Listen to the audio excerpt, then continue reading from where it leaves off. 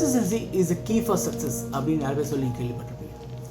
நம்ம கன்சிஸ்டண்டாக ஒரு விஷயத்தை பண்ணிகிட்டே இருந்தோம்னா கண்டிப்பாக வெற்றி நம்மளை நோக்கி வரும் அப்படிங்கிற மாதிரியான ஒரு ஜென்ரிக்கான ஒரு தாட் இருக்குது.